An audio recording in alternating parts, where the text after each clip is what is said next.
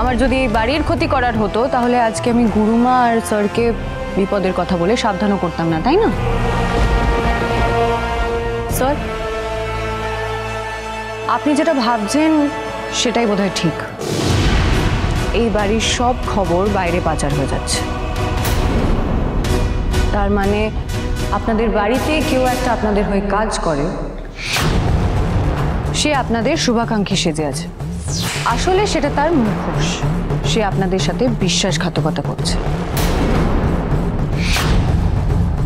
আচ্ছা, আমাকে বলুন তো, এই বাড়িতে এমন কে আছে?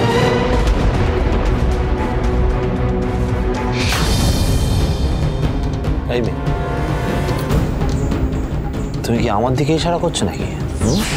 আমার দিকে আঙুল তুলছো? আমি এই বাড়ির খবর বাইরে বাইরে পাচার করবো কেন? কেন? আমি এতদিন দিদির সঙ্গে রয়েছি, ভাগ্নের সঙ্গে রয়েছি, আমার সততার উপর কেউ কোনো প্রশ্ন তুলতে পারবে না। আর তুমি দুদিনের মেয়ে হয়ে আমার দিকে আঙুল তুলছো? হ্যাঁ, আমি তো আপনার নাম নিইনি, তাহলে আপনি এত উত্তেজিত হচ্ছেন কেন?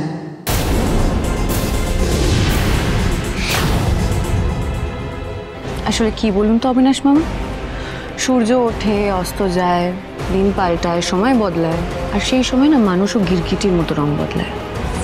এরকম কত চেনা মানুষকে চোখের সামনে অচেনা হয়ে যেতে দেখছি।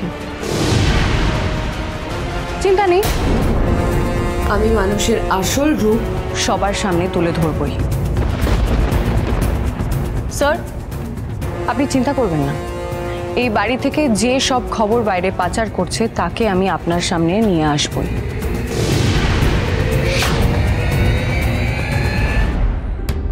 কিন্তু সেই মানুষকে যদি তুমি তাড়াতাড়ি আমাদের সামনে না নিয়ে আসতে পারো, তাহলে তো আমাদের আরো অনেক বেশি ক্ষতি হয়ে যাবে।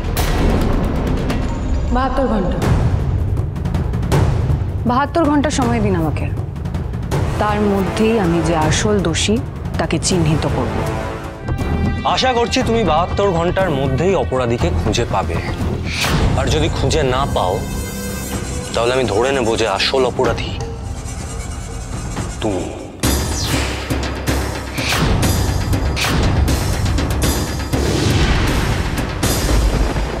আর আমাদের কাছে অপরাধীদের কোনো ক্ষমা নেই।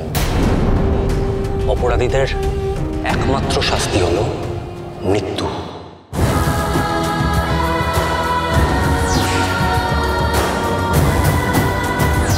আর তুমি যদি অপরাধী হও তাহলে আমি নিজের হাতে তোমাকে শেষ করব।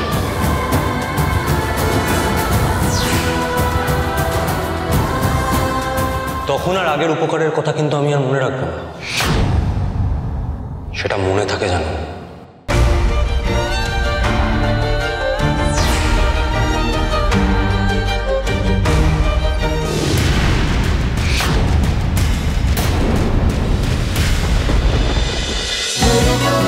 হরগৌরী পাইস হোটেল, সোম থেকে রবি প্রতিদিন রাত 10টায় স্টার জলসায় ও ডিজনি প্লাস হটস্টারে।